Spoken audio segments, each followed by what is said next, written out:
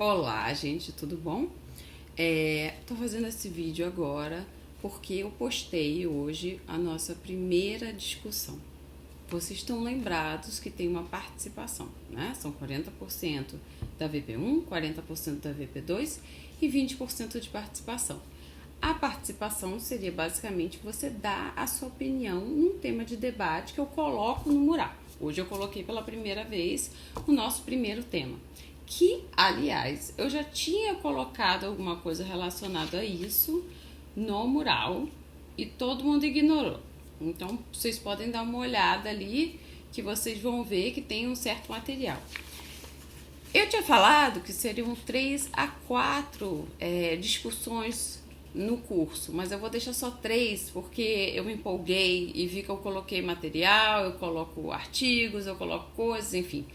Mas vocês leiam aquilo, mas obviamente o que eu quero é a sua opinião. Ela não tem que estar super embasada em nenhuma bibliografia. Realmente eu quero saber a sua opinião. Eu quero que você pense como um especialista de RI, tá? É um exercício somente de pensar e de dar a sua opinião sem ter que fazer nenhuma pesquisa externa, nada disso, ok? Então, vamos pegar o tema que eu coloquei.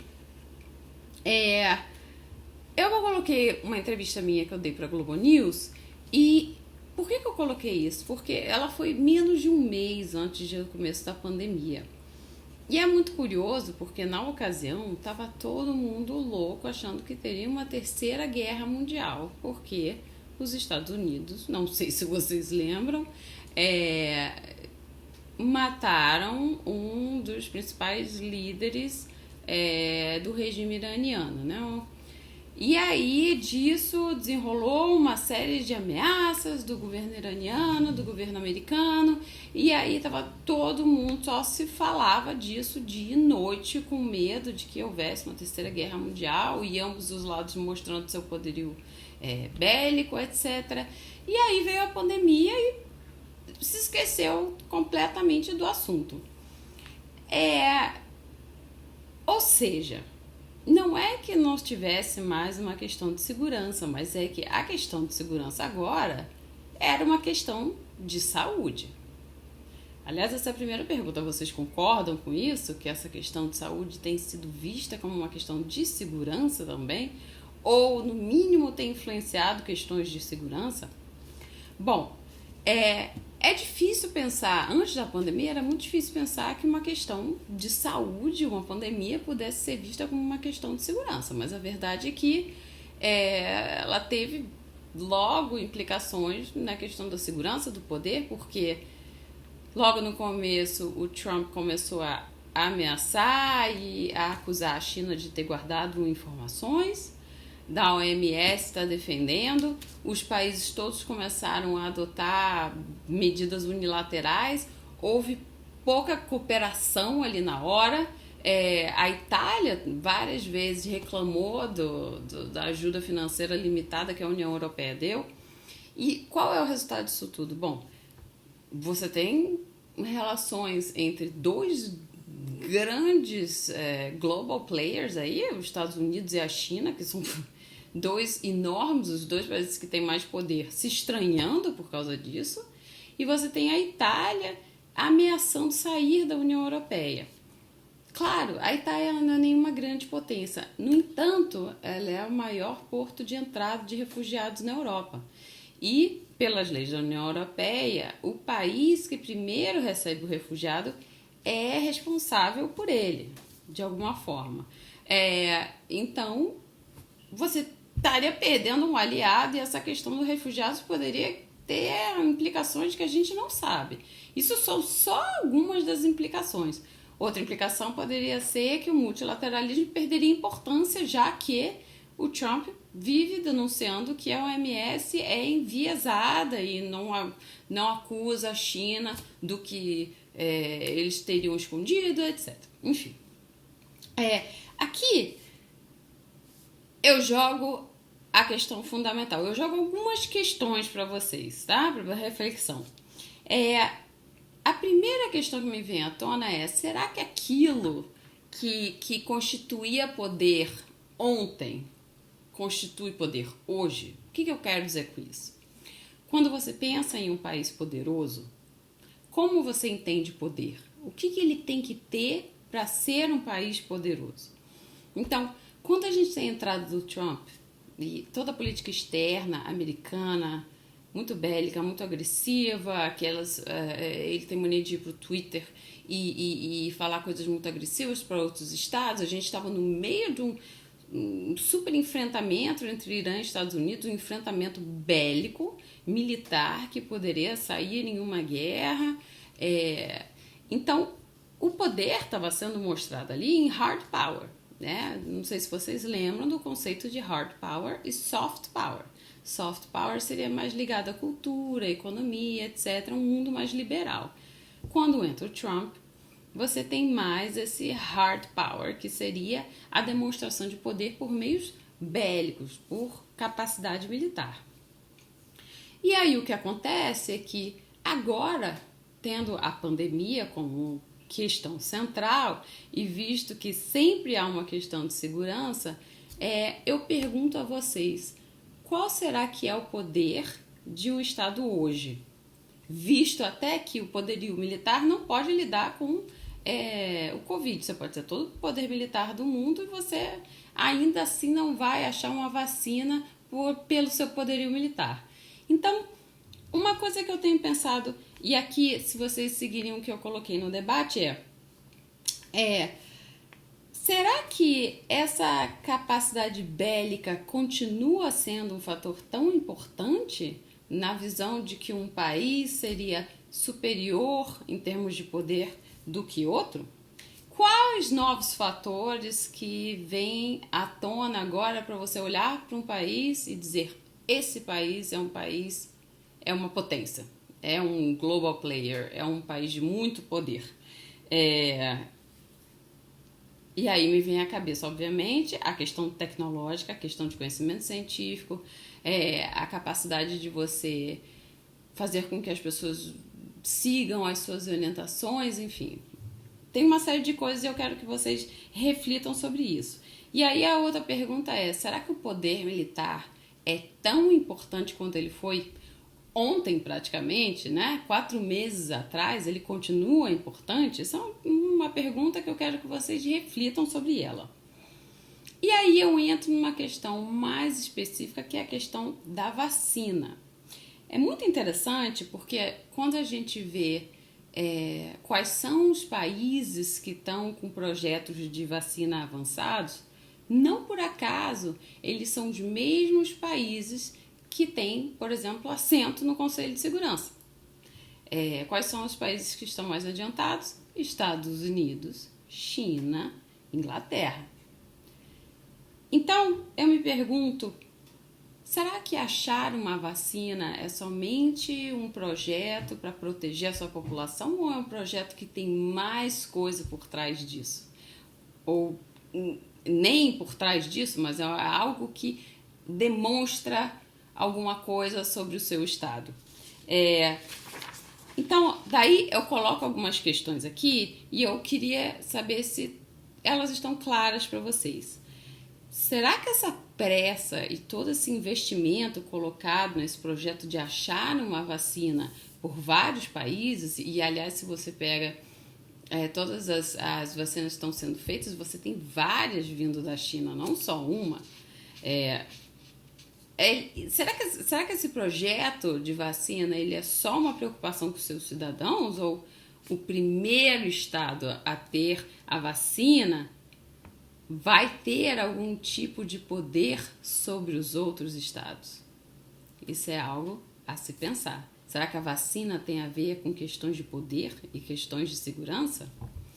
Que tipo de poder um estado teria ao ser o primeiro a descobrir a vacina? E aí eu peço que vocês façam um exercício filosófico aqui de imaginar, por exemplo, se a China achar a vacina primeiro antes dos Estados Unidos. O que acontece? Né? Que tipo de poder ela vai ter sobre os outros países porque ela tem a vacina? Como que isso mudaria a relação dos países e dos países entre aquele país que tem aquela tecnologia que todo mundo quer? E aí, por exemplo, se você pegar... Vai ser os Estados Unidos ou a China ou a Inglaterra que vão achar essa vacina primeiro. E aí, quais são as mudanças que vão se dar com relação a isso? Visto que eu acho que a gente está quase... Eu estou subentendendo aqui que a questão da vacina não é uma questão só médica e técnica. E aí eu coloco uma outra questão aqui. No entanto, tem um outro cenário que é possível, que é essa questão da vacina, ela não é uma coisa que vai fazer um país ser superior aos outros.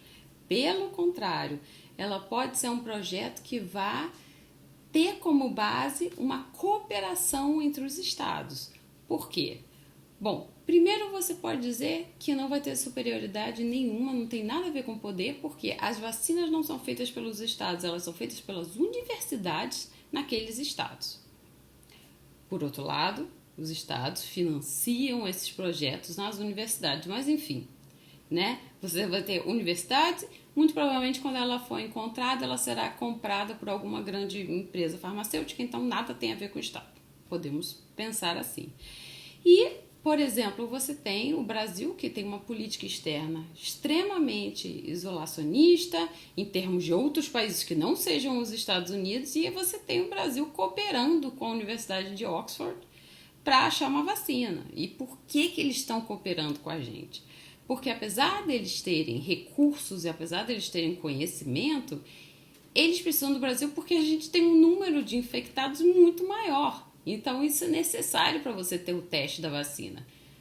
O que me leva a pensar que muito dificilmente um país sozinho vai conseguir ter os recursos, todos os recursos necessários para achar uma vacina. Então, portanto, você poderia pensar que isso vai aumentar a cooperação entre os países, ao invés de aumentar o gap entre os países que não têm a tecnologia e os países que têm a tecnologia. Eu coloquei um artigo da Foreign Affairs também, que fala que, na verdade, toda essa ideia de cooperação internacional e multilateralismo, na hora do vamos ver, não funcionou. Ela existia, mas na hora que a gente precisou, simplesmente não funcionou. Cada estado foi para o seu lado, ninguém confiava na OMS, mas que o multilateralismo é uma escolha. Isso não quer dizer que ele não funcione. Isso quer dizer que ele não funcionou dessa vez e que os estados, se quiserem, eles podem fazer um esforço para que funcione. Não é algo fatalista que está escrito, né? Numa pedra e está escrito para sempre que o multilateralismo vai estar esvaziado. O Trump não vai estar aí para sempre. O Bolsonaro também não vai estar aí para sempre. A política externa brasileira vai mudar, a política externa americana vai mudar alguma hora. Então, o que eu quero perguntar para vocês o que vocês acham? A vacina seria um novo tipo de poder?